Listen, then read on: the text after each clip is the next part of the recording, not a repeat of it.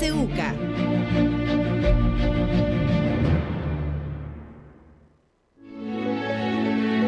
Política, economía, realidad nacional. Presentamos La Entrevista, un espacio de análisis y discusión producido por YSUCA.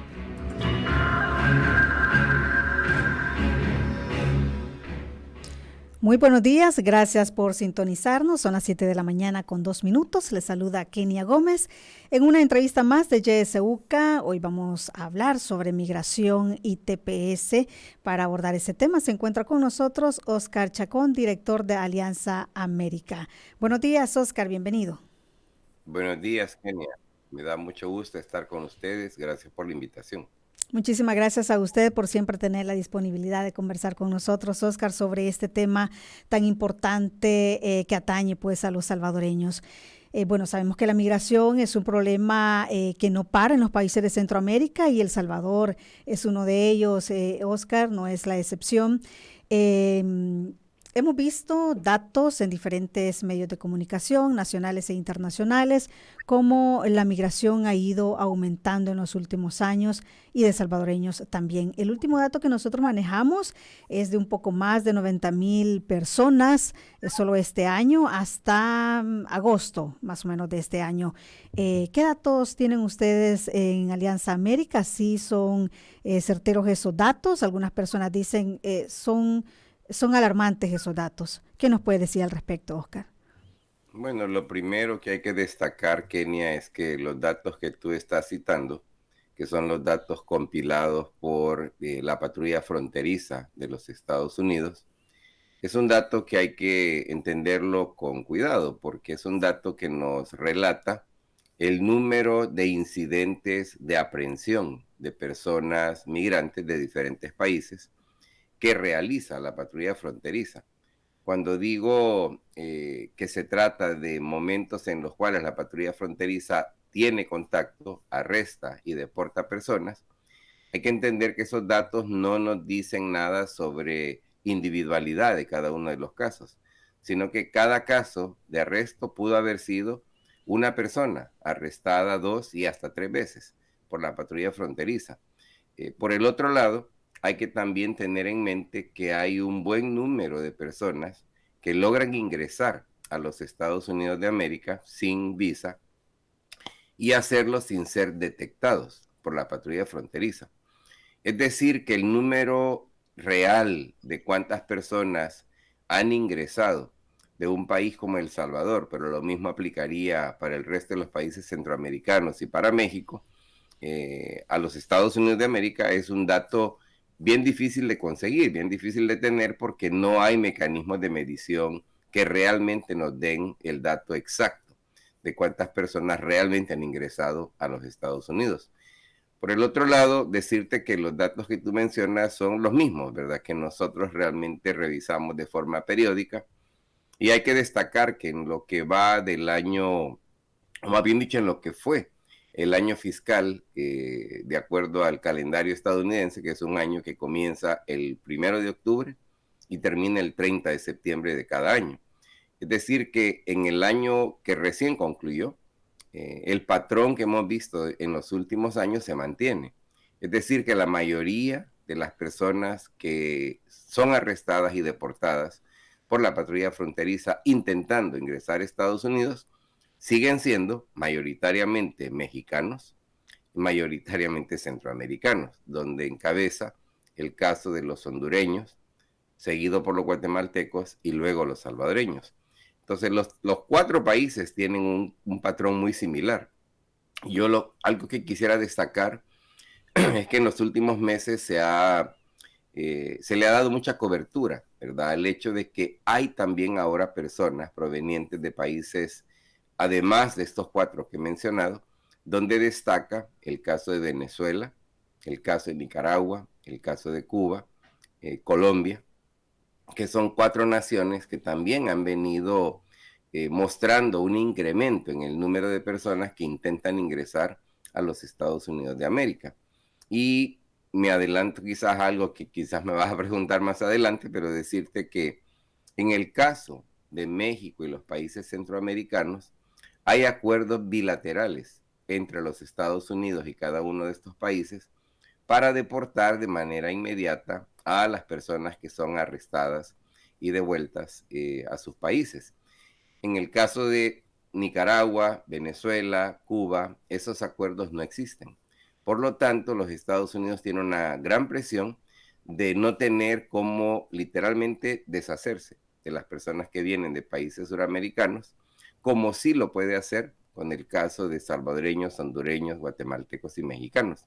Y por eso hemos notado que el número de personas que se les permite ingresar a Estados Unidos, solicitar asilo, ha sido mayoritariamente personas de las nacionalidades últimas que te mencioné.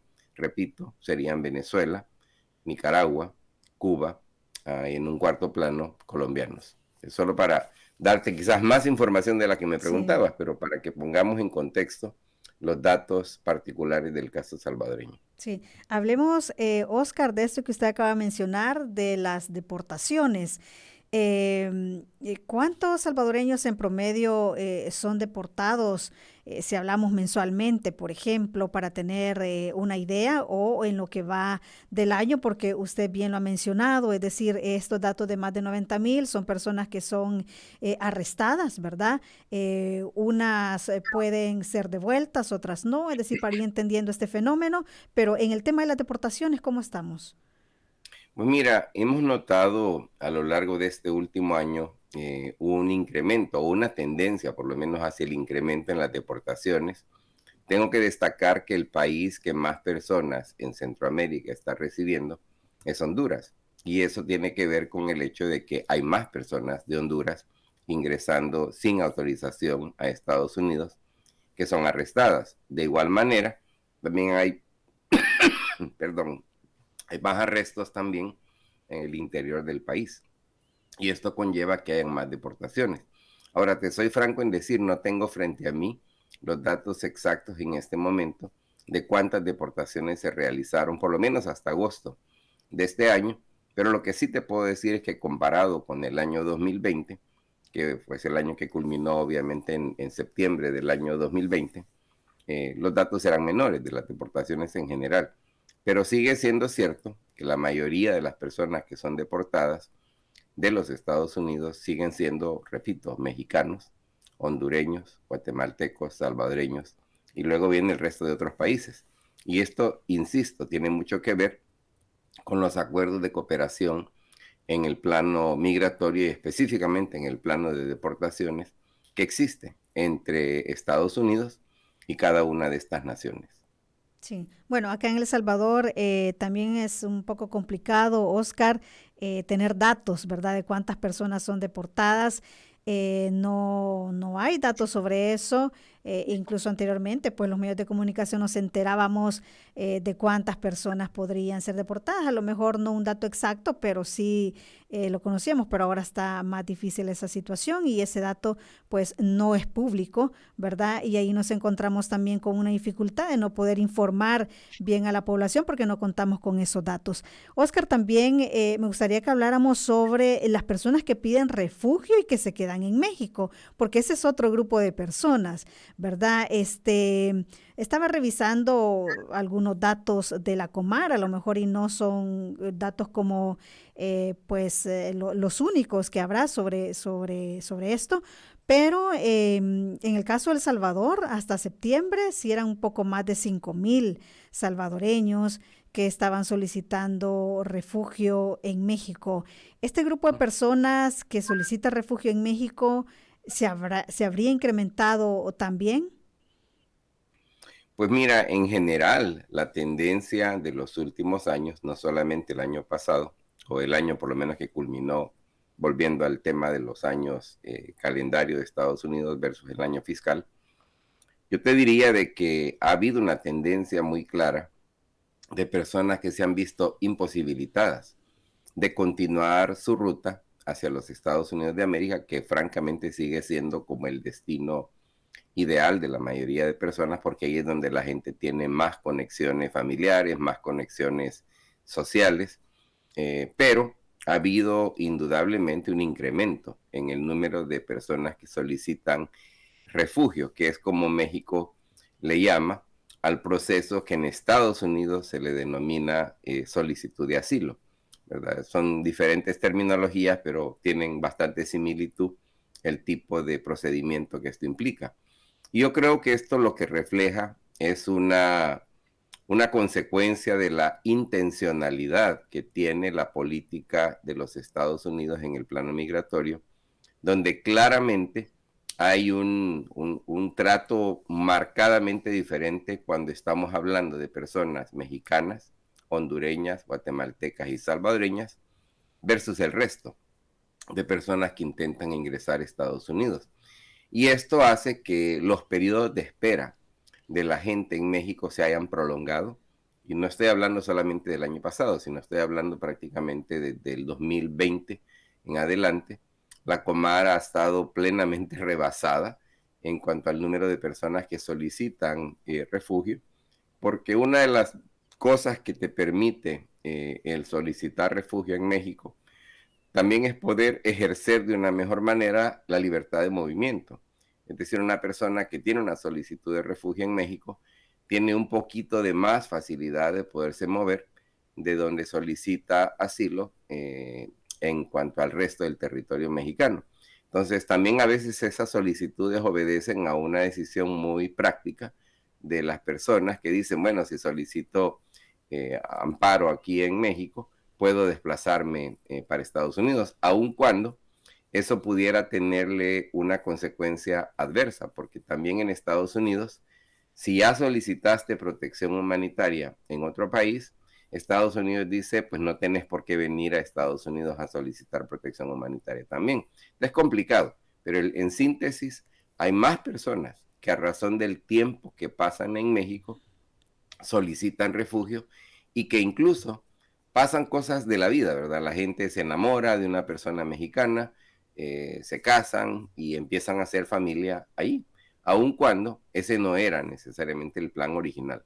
Entonces yo creo que todo esto tiene que ver al final de cuentas, como dije antes, con esta política obsesiva de parte de los Estados Unidos de contener los flujos de personas, particularmente los grupos nacionales que ya he mencionado.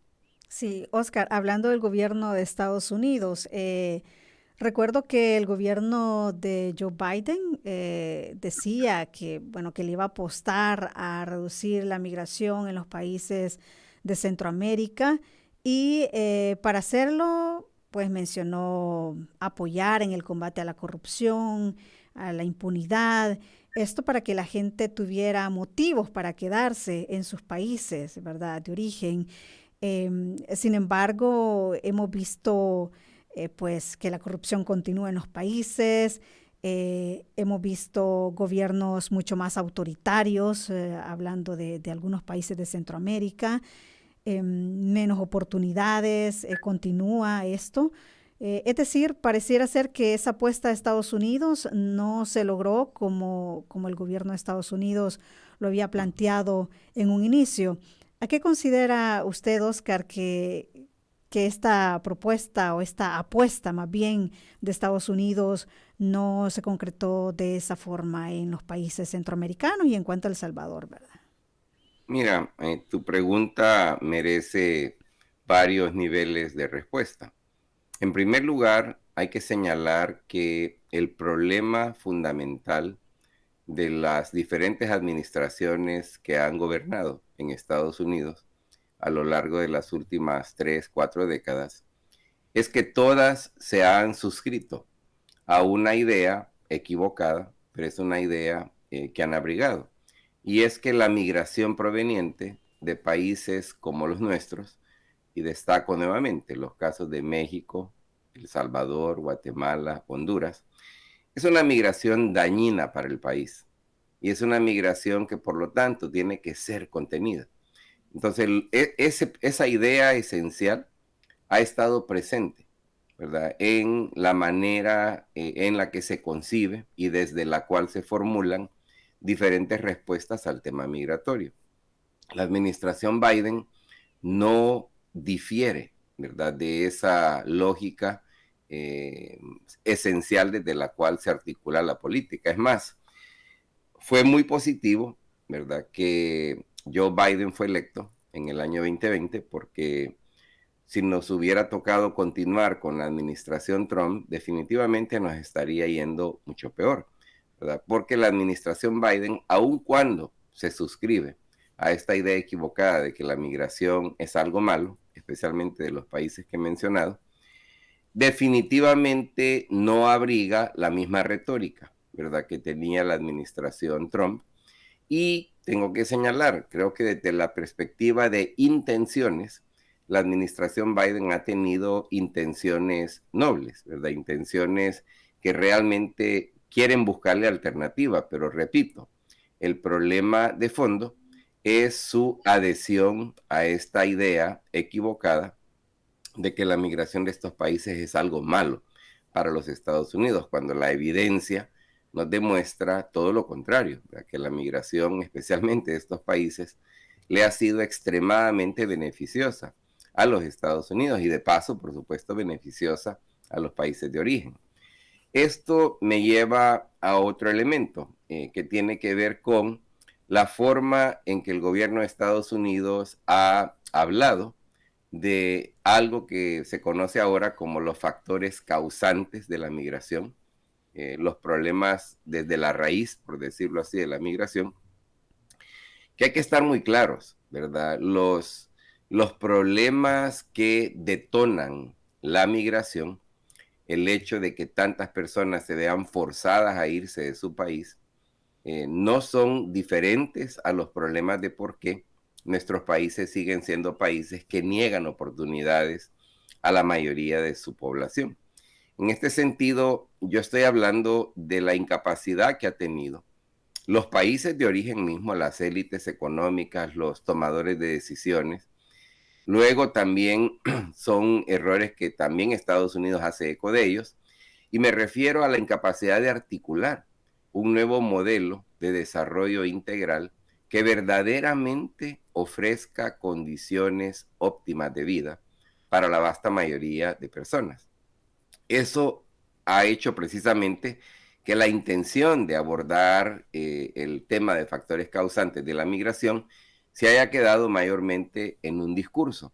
Es más, se ha quedado en cosas tan, digamos, básicas que no cambian mucho, como lo es la idea de que si logramos incrementar la inversión extranjera directa en países como El Salvador, que esto de alguna manera mágica va a conllevar a que la gente ya no tenga que pensar en irse de un país como El Salvador.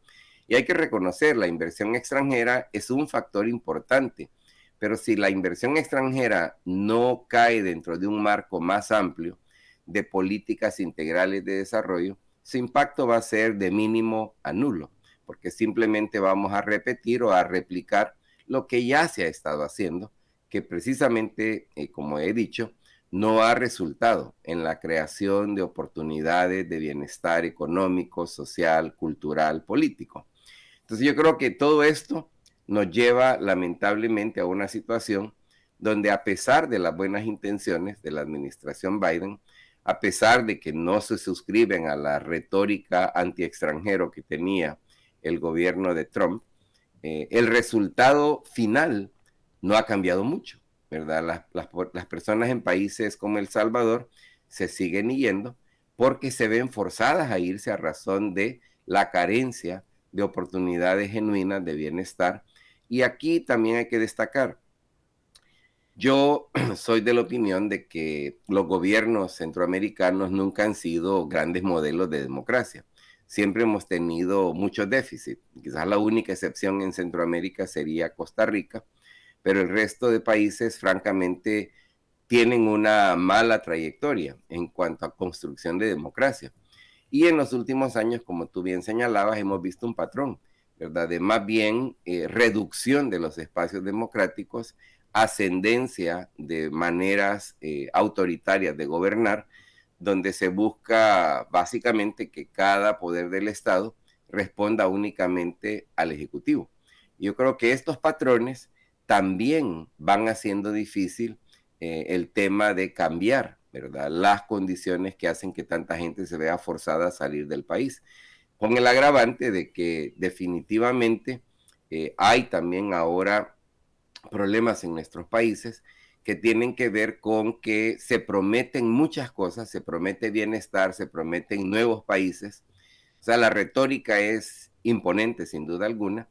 Yo creo que El Salvador destaca como líder en este sentido, pero al final del día, la condición de vida de las personas, y me refiero al número de empleos, al tipo de compensación salarial que las personas reciben, los beneficios que se les aportan, siguen siendo deficientes.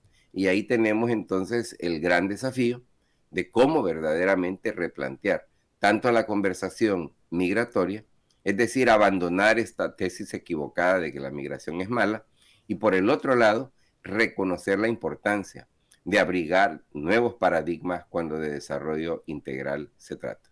Sí, interesante, Oscar, cómo es importante este nuevo modelo de desarrollo integral que usted menciona e ir más allá, ¿verdad? Y tocar realmente los problemas estructurales de los países. ¿Significa, Oscar, entonces que estas causales, esto que motiva a la gente a dejar sus países y buscar nuevas oportunidades, por lo que usted ya mencionaba, ¿verdad? Falta de empleo, salarios bajos. Desde hace muchos años veníamos escuchando que las causas son económicas, son de seguridad. ¿Vendrían entonces, estarían sumando nuevas causas con esto de la disminución de la democracia y estos países que están pues corriendo a regímenes más autoritarios? Estamos hablando de que están surgiendo nuevos factores que motivan a la gente a dejar sus países. Por mi gripe.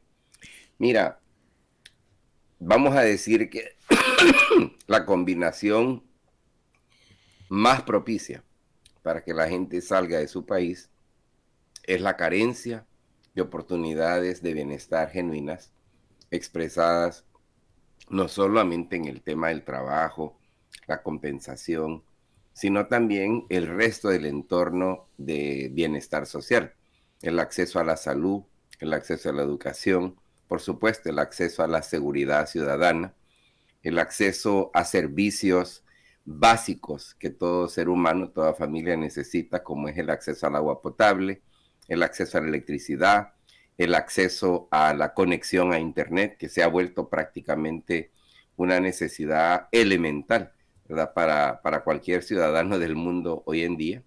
Y a eso añadámosle también el tema de la infraestructura, que por ejemplo en países como El Salvador, basta que llueva de forma torrencial 2-3 horas para ver inundaciones por todos lados.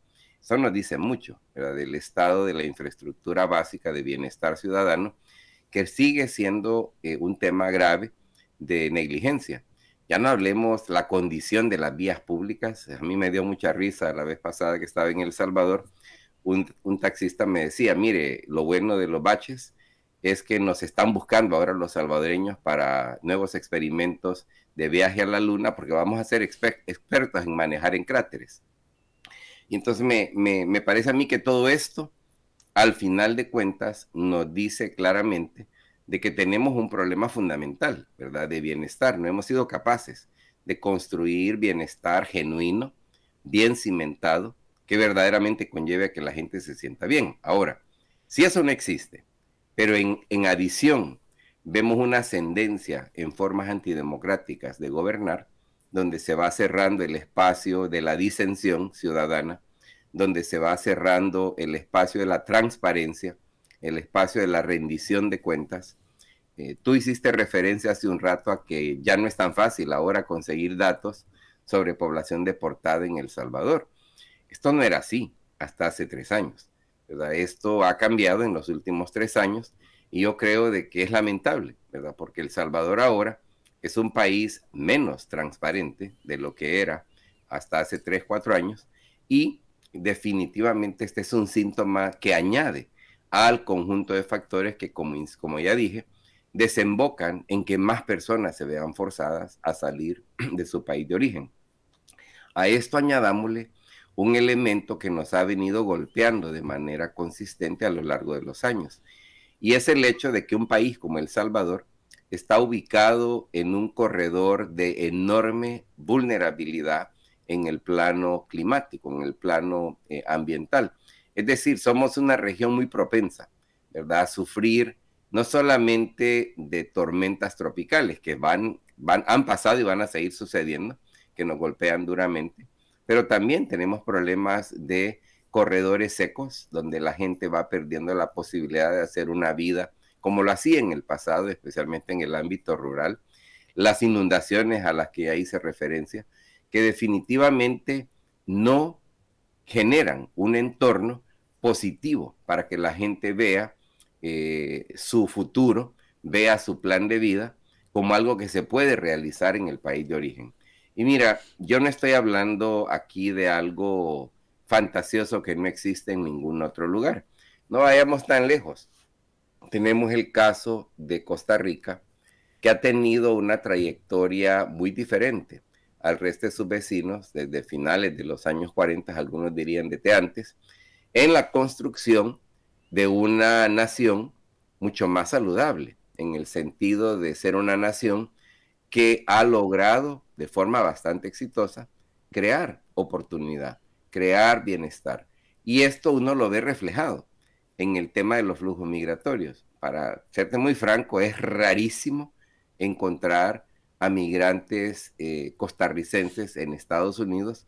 Los pocos que uno encuentra casi siempre son personas que tienen ya mucho tiempo de vivir aquí, que tienen un plano de ocupación laboral cualitativamente mejor que el de otros grupos nacionales centroamericanos, y sigue siendo cierto hasta este día, a pesar de las dificultades que ya está enfrentando también Costa Rica, que la mayoría de los ticos no piensan en irse como la manera de solventar los desafíos a su plan de vida.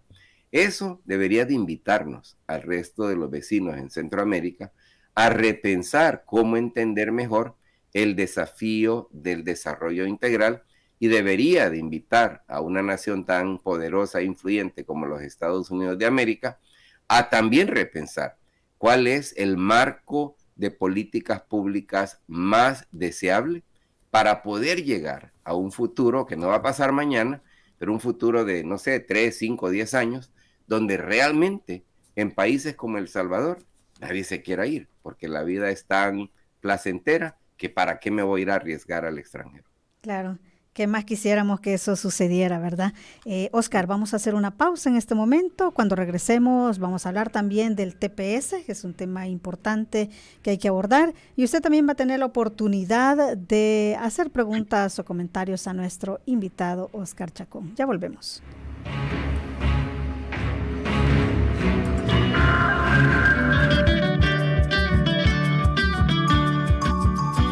Somos la estación que te acompaña siempre. YSUCA, la voz con vos. YSUCA, siempre con vos.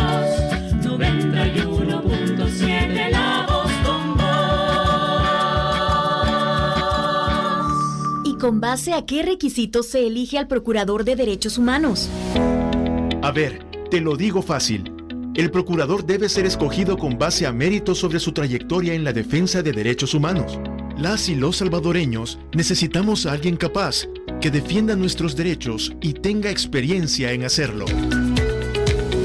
Este es un mensaje de UCA, SIDEMO y Funda Ungo. Ay, necesito tener mejores ingresos. Rebe, ¿y ya probaste capacitarte? No he encontrado un curso para lo que quiero hacer. ¿Y ya viste en INSAFORP? Es cierto, ellos tienen todo tipo de cursos. Sí, y son sin costo para el participante, y los podés tomar en línea o presenciales. Y si te interesa, ofrecen carreras técnicas. Rebe. Salud, hablamos luego, voy a ver los cursos. Encuentra en insafor.org.sb y en capacítateparaelempleo.org el curso ideal para ti y comienza a cambiar tu futuro desde hoy, porque aprender te abre puertas. Insafor, formando un mejor El Salvador. Llegó la hora de cambiar tu futuro. Visita insafor.org.sb y capacítateparaelempleo.org y descubre todos los cursos que te ofrecemos. Aprender te abre puertas. En la internet puedes buscarnos en nuestra página web www.ysuca.org.sb, en Twitter como @ysuca917 y en Facebook como Radio YSUCA 91.7 FM. YSUCA, contigo en la nueva era digital.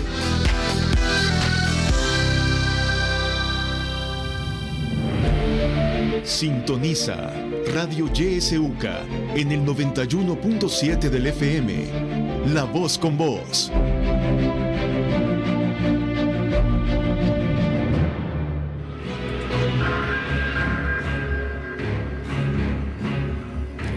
Gracias por continuar en nuestra sintonía. Estamos hablando sobre migración y TPS. Nuestro invitado Oscar Chacón de Alianza Américas.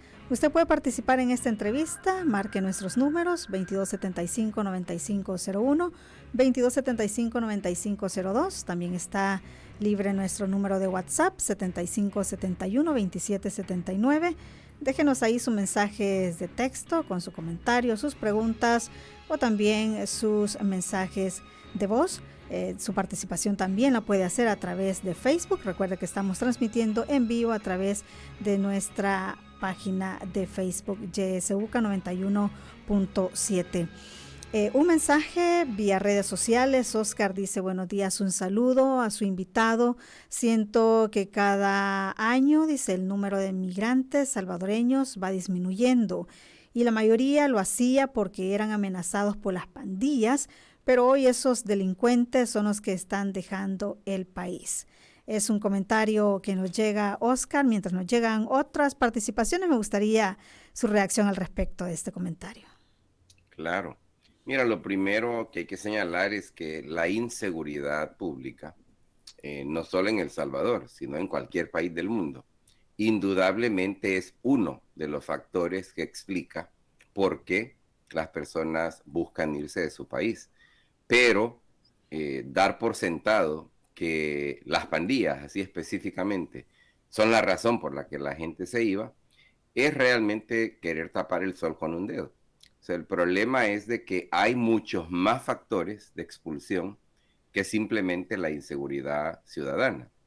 Es más, el tema de la inseguridad ciudadana, que por cierto no es un problema exclusivo de un país como El Salvador, sino que es un problema que lo vemos expresado de diferentes maneras en prácticamente cualquier país del mundo, incluso en la ciudad de Chicago, en donde yo vivo.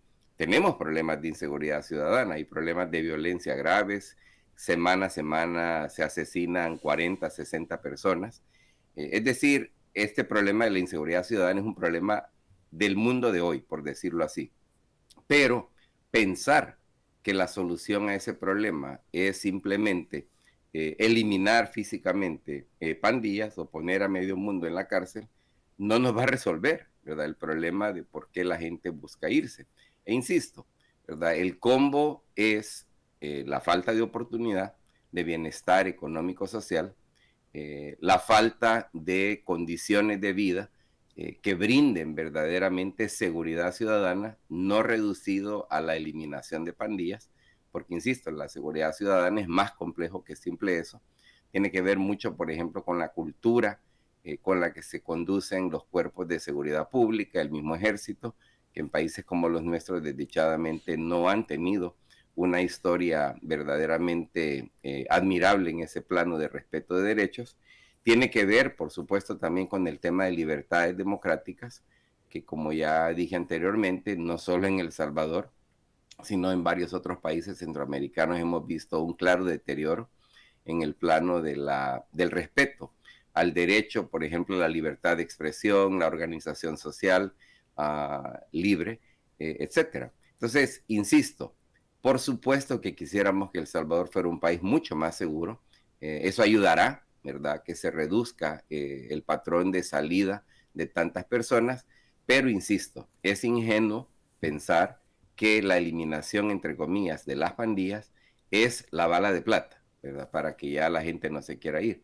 Yo insistiría enormemente, las condiciones de bienestar económico, social, las condiciones de afirmación cultural, incluso de un país como El Salvador, las condiciones de vida democrática, todas son parte de este combo de factores que conllevan a que las personas quieran quedarse genuinamente en el país o se vean forzadas a tener que irse. Así es. Bueno, Oscar, hablemos también del TPS. Para los salvadoreños, el TPS se vence el 31 de diciembre de este año. ¿Cuál es el panorama que usted percibe? ¿Hay probabilidades de una extensión más? O bueno, lo que la gente pide y solicita es ya una alternativa de residencia, ¿verdad? Veíamos también y nos enterábamos a través de los medios internacionales como un grupo de centroamericanos también no hace mucho se apostó frente a la Casa Blanca y le solicitaba precisamente eso al presidente Biden, ¿verdad? Una solución ya definitiva para las personas que están amparadas al TPS. Pero ¿cuál es el panorama de esto ya a pocos meses de que se venza? Claro. Mira, lo primero que hay que destacar es que el problema de fondo que tenemos con temas como las personas protegidas por el TPS es que la ley de inmigración de los Estados Unidos, que solo la puede cambiar el Congreso, no la puede cambiar el Ejecutivo, porque justamente quien hace las leyes, ¿verdad?, es la rama legislativa del gobierno.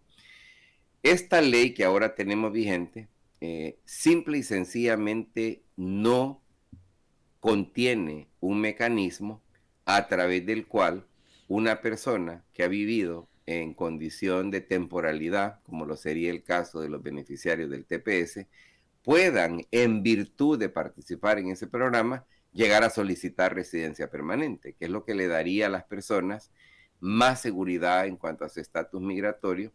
La condición de ser residente permanente es la condición que también te permite, después de acumular 5 años como regla general de residencia permanente, el poder solicitar la ciudadanía estadounidense por la vía de la naturalización. Entonces, insisto, el problema de fondo es la ley existente. Ahora, veamos qué ha pasado realmente con el caso del programa TPS, que hoy por hoy protege todavía a un grupo de aproximadamente 220, 230 mil personas salvadoreñas y por supuesto el derivado de su familia que hace el número más grande, pero netamente de beneficiarios del TPS andamos por ahí. Estas personas fueron objeto de un intento de cancelación del TPS por parte de la presidencia de Donald Trump. Se logró detener ese proceso gracias a una demanda legal conocida como la demanda Ramos.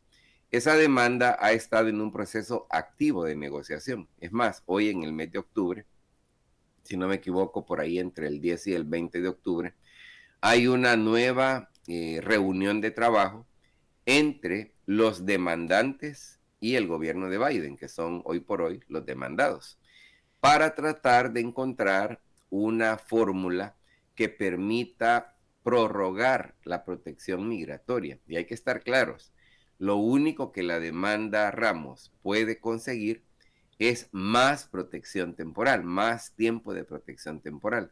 La demanda Ramos nunca estuvo diseñada para cambiar nada que no fuera mantener protegida a la población. Y en este sentido, si el acuerdo al que llegan las partes en conflicto, los demandantes y los demandados, es un acuerdo favorable para las personas, pudiéramos muy bien ver otra protección más para estas personas que no les ponga en este vilo del 31 de diciembre del 2022.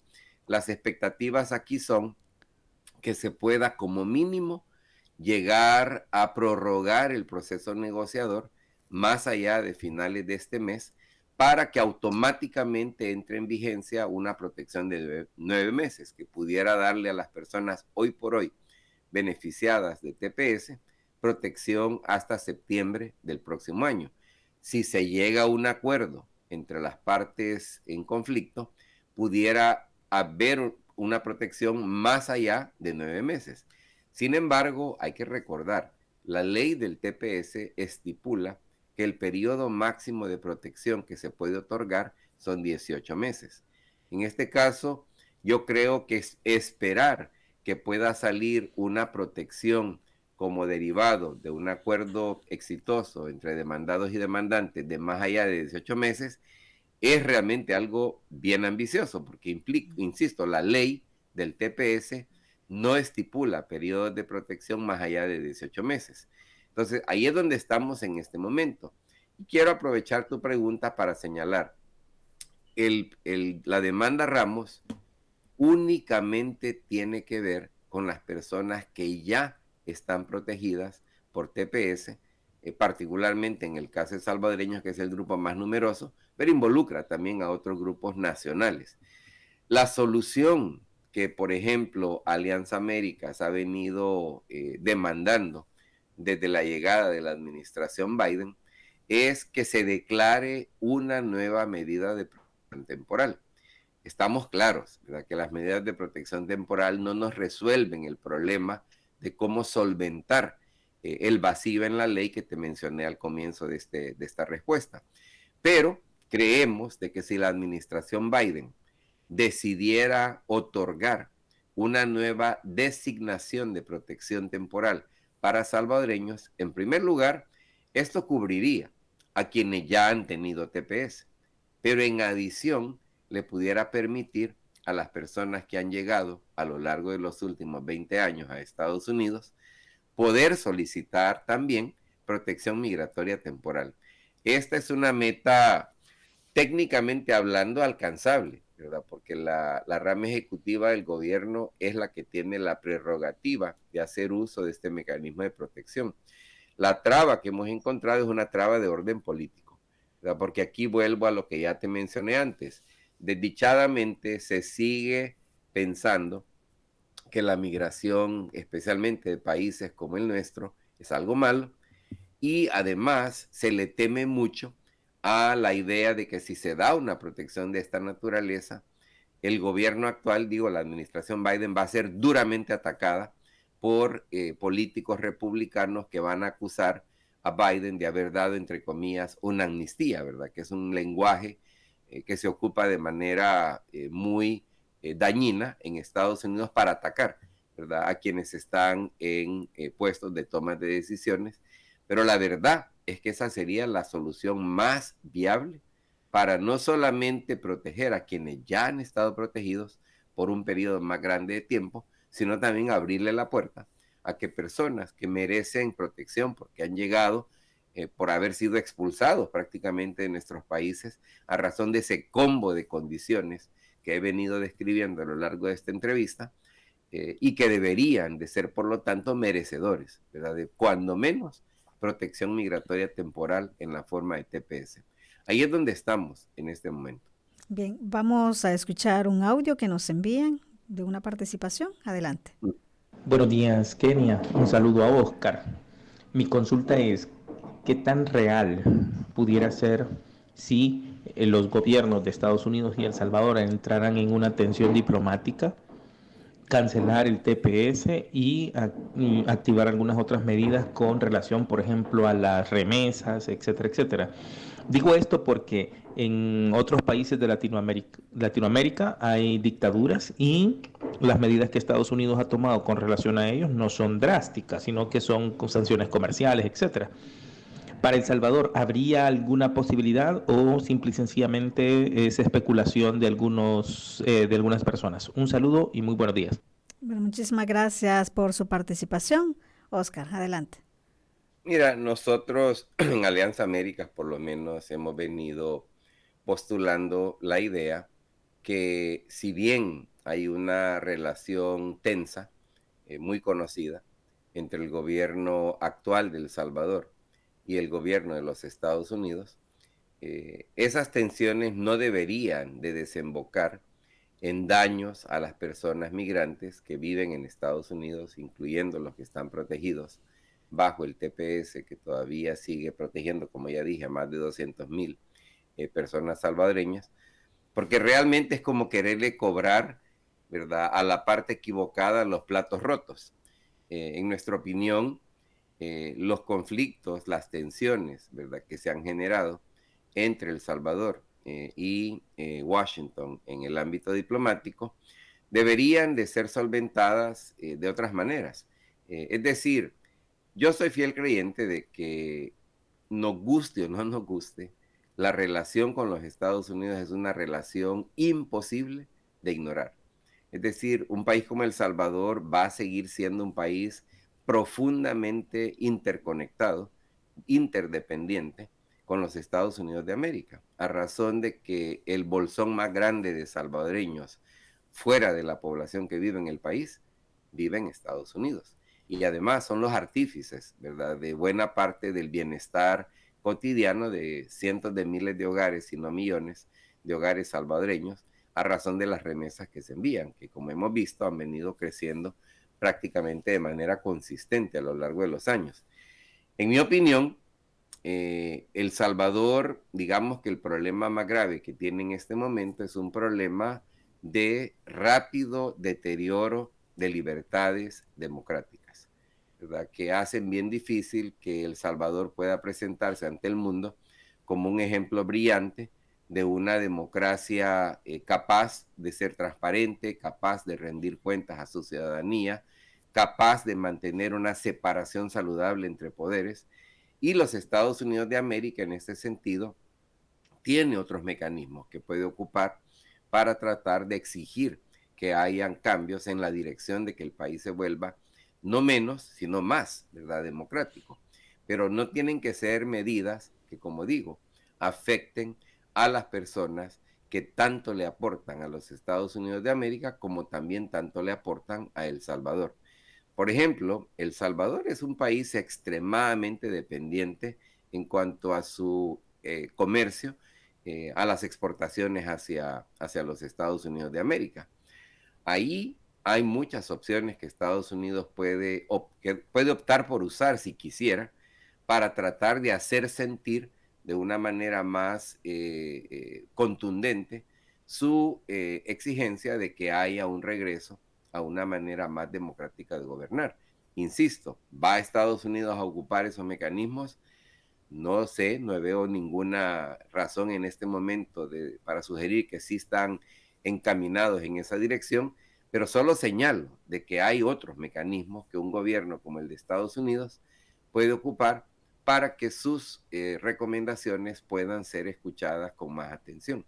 Y en mi opinión, insisto, el desafío último es cómo llegar a formular un plan nacional que verdaderamente desemboque, e insisto, no mañana, no el próximo año, sino que hay que planear con suficiente tiempo de antesala, pero poder llegar un día a que El Salvador sea verdaderamente, al igual que Costa Rica, ¿verdad?, un ejemplo de bienestar compartido, un ejemplo de democracia debidamente construida desde una perspectiva de transparencia, rendición de cuentas, contrapesos, que haga que su ciudadanía no tenga por qué buscar opciones en el exterior, sino que podamos vivir felizmente en ese paísito chiquito que tanto queremos. Así es.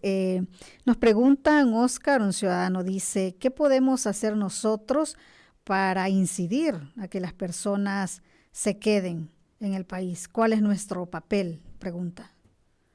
Mire, el individuo en sí puede tomar acciones en cuanto a cultivar el espíritu de ciudadanía involucrada en todas las personas, especialmente nuestros hijos. Darle a nuestros hijos la idea clara de que la democracia no es algo que te sirven, ¿verdad?, sino que es algo que se cocina juntos. Y en este sentido, yo creo de que aquí es donde volvemos al desafío, ¿verdad?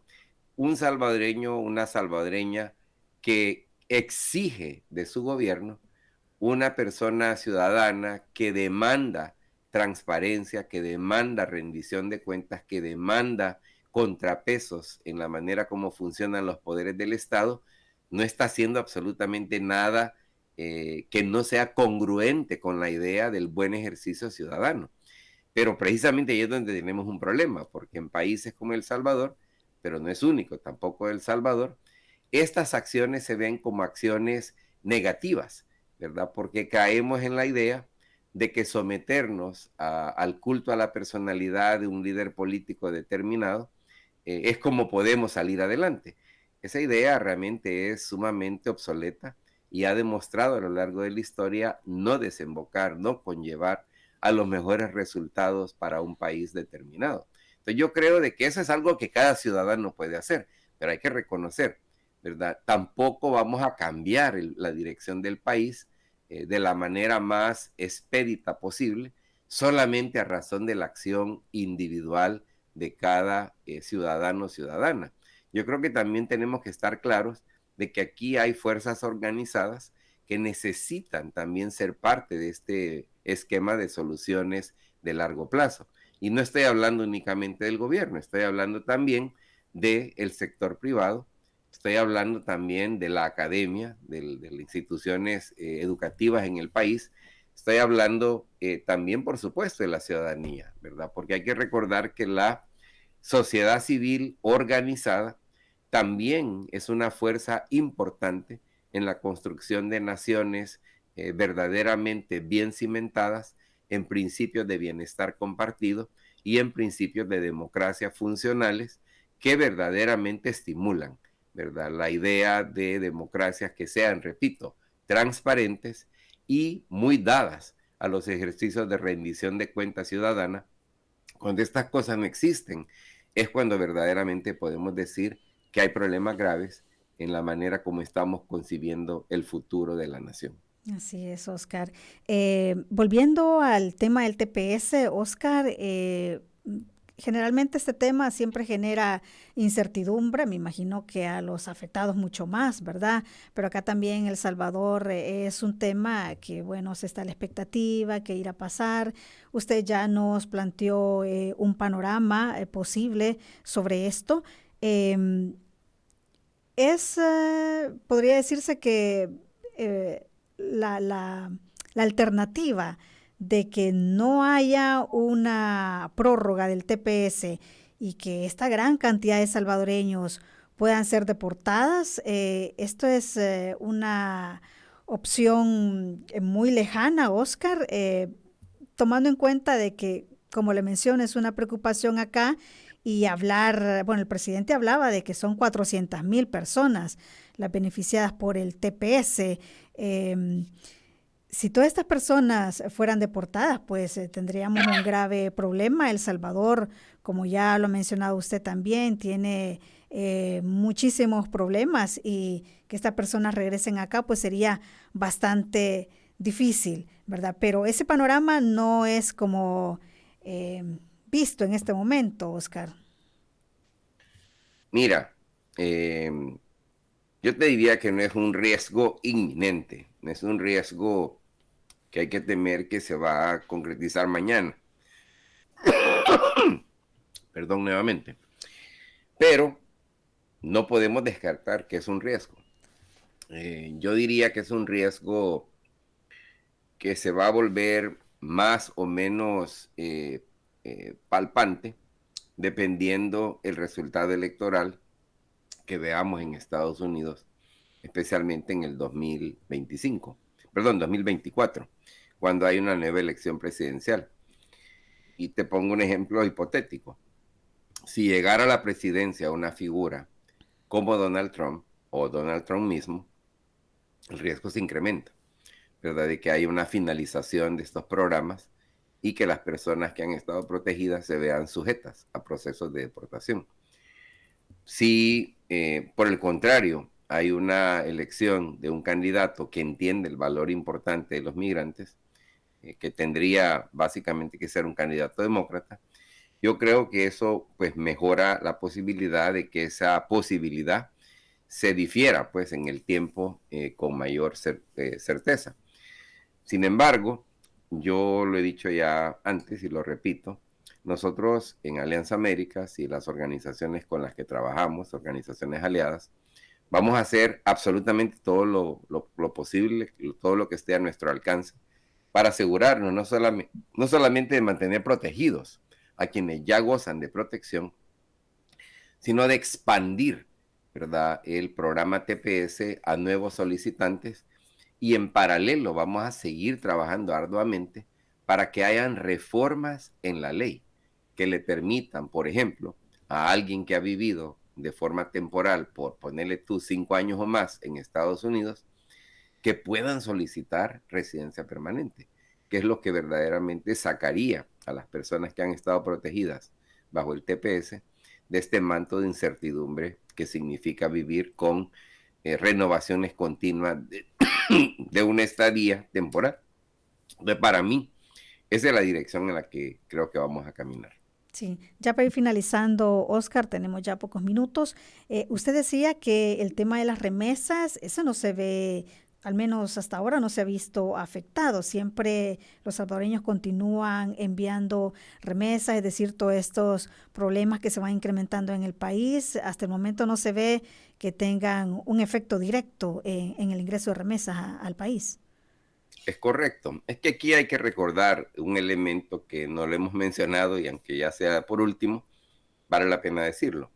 Mira, las personas que han llegado a Estados Unidos de El Salvador, al igual que el resto de Centroamérica y de México, que son la mayoría de los extranjeros que han llegado a lo largo de los últimos 10, 15 años, son personas que le representan un enorme beneficio al país.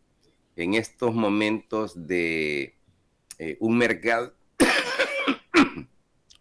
laboral muy complejo, los salvadoreños, inmigrantes, están trabajando más que nunca, están ganando más que nunca. Y eso tiene un impacto en cuántas remesas las personas envían, porque El Salvador no es el único ejemplo. En los otros países centroamericanos y México igual muestran un patrón de incremento en remesas. Y es porque la gente efectivamente está, repito, trabajando más, ganando más, consecuentemente pueden ayudar más. Eso no va a cambiar, porque Estados Unidos va a seguir necesitando de mano de obra extranjera en números grandes. Estoy hablando de millones. Es más, a final del mes de agosto habían cerca de 10 millones de puestos de trabajo vacantes, al mismo tiempo que estamos todavía abrigando esta política obsesiva de contener flujos. No es una política inteligente. Debemos de encontrar una manera de cambiar eso. Bien, muchísimas gracias, Oscar, por haber estado con nosotros y haber abordado este tema tan importante para los salvadoreños. Gracias. Es un placer. A ustedes. Muchísimas gracias a usted que se mantuvo pendiente de la entrevista. Recuerde que la entrevista queda en nuestro canal de YouTube de Radio YSUCA y también puede volver a verla en nuestra página de Facebook. Muchísimas gracias a usted por su participación. Que tenga buen día.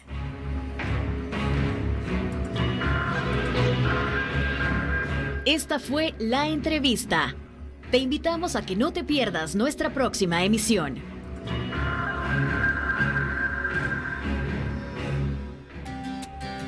Disfruta tu mañana en compañía de Radio